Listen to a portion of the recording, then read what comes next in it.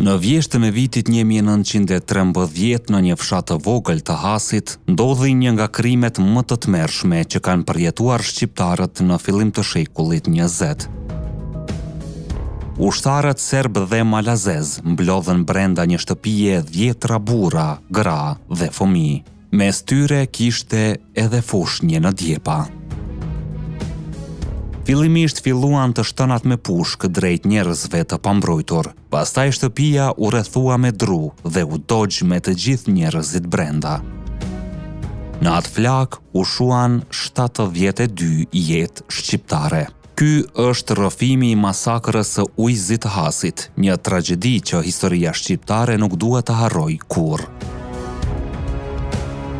Nëse dëshironi që histori të tilla të mos mbeten në harres, pëlqeni videon dhe abonohuni në kanalin Histori Epike, sepse këtu tregojmë ngjarje që shpesh janë lënë heshtjen nga historia zyrtare.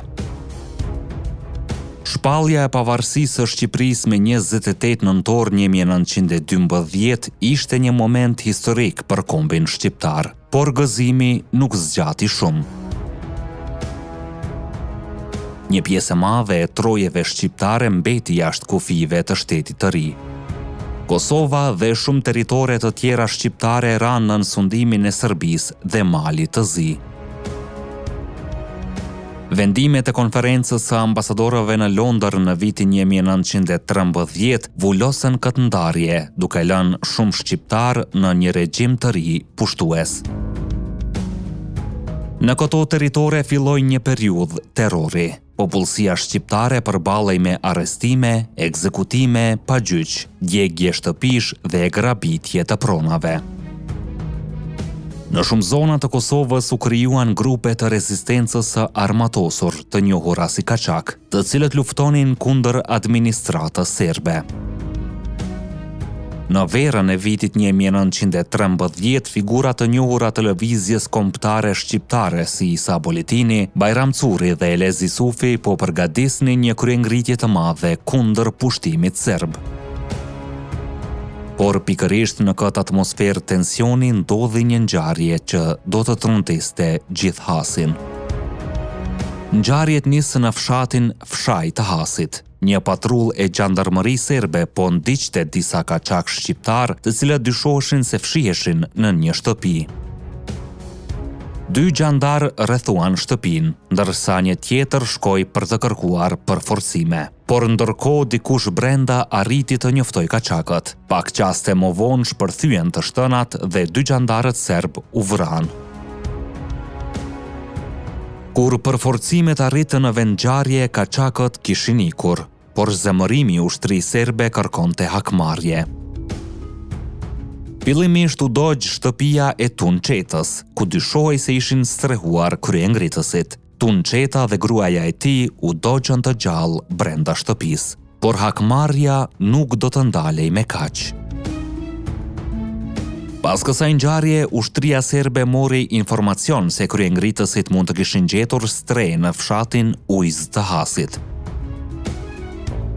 Ky fshat ishte i njohur për kullat e familjes Gashi, një familje e respektuar për patriotizmin dhe mikpritjen e saj ndaj luftëtarëve shqiptar.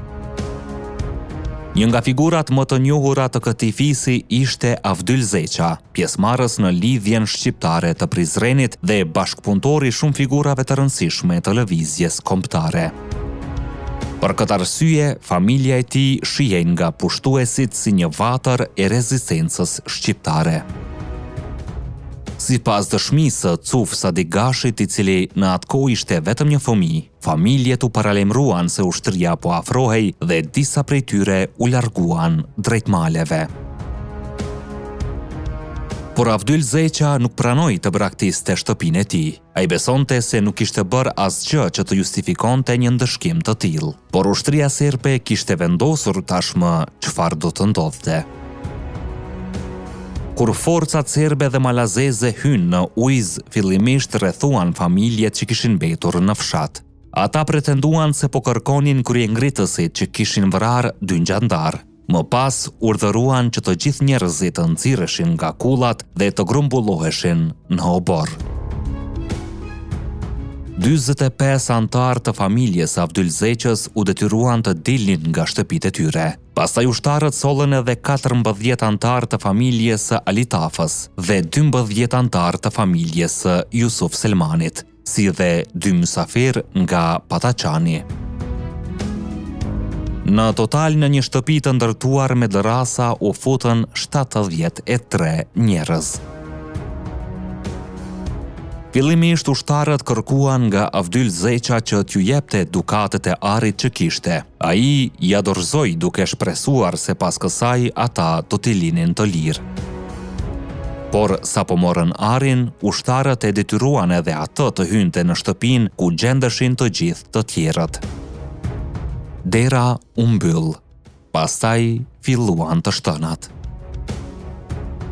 Pushkët qëllonin drejt njerëzve të pambrojtur brenda shtëpisë. Mes tyre kishte gra, pleq dhe fëmijë të vegjël. Kur të shtënat pushuan, ushtarët prejnë lisa dhe drunj përreth dhe e rrethuan shtëpinë me to. Pastaj i vun flakën. Nga mali përreth njerëzit që kishin ikur mund të shihnin flakët dhe të dëgjonin britmat e atyre që po digjeshin të gjallë brenda. Dëshmitarët tregojnë se një ushtar malazez nxorrin nga zjarri një fëmijë të vogël, por komandantët e urdhëruan ta hidhte përsëri në flak. E kërcënuan se nëse nuk e bënte këtë, do të digjej vetë në vend të fëmijës. Dhe ushtari i detyruar nga urdhri e hodhi fëmijën përsëri në zjarr. Ajo shtëpi u kthye në një varr të madh. Në atë masakër u vran dhe u dogjën të gjallë 73 shqiptar. Vetëm pak persona arritën të shpëtonin. Pas kërimit, ushtria serbe dogji kullat e familjes Gashi, grabiti pasurinë dhe mori me vete qindra krerë bagëti, të cilat më pas i shiti në treg. Familjet që kishin shpëtuar u detyruan të largoheshin drejt Shqipërisë dhe për 2 vite nuk guxuan të ktheheshin në vendlindjen e tyre. Kur më në fund u kthyen, gjetën vetëm rënoja dhe një vend të mbuluar me eshtrat e njerëzve të tyre. Dëshmitari i kësaj tragjedie, Cuf Sadik Gashi, tregonte se atë ditë ata kaluan orë të tëra duke mbledhur kockat e familjarëve të tyre për t'i varrosur në një grop të madhe, në vendin ku kishte qenë shtëpia e djegur. Aty u krijua një varr i përbashkët për të gjithë viktimat e masakrës. Masakra e Ujzit të Hasit mbetet një nga krimet më të rënda kundër shqiptarëve në fillim të shekullit 20. Ajo është një kujtesë dhimbshme e asaj periudhe ku shumë troje shqiptare përjetuan terror dhe shkatërim. Por historia e këtyre njerëzve nuk duhet të harrohet, sepse kujtesa është mënyra e vetme për të nderuar ata që humbën jetën dhe për të kuptuar sakrificat që ka kaluar ky popull. Nëse dëgjuat këtë histori deri në fund, shkruani në komente mendimin tuaj për këtë ngjarje tragjike. Ne jemi Histori Epike, aty ku e kaluara rilind. Deri në videon tjetër, qëndroni krenar dhe të vetëdijshëm për gjakun që rrjedh në damarët tanë.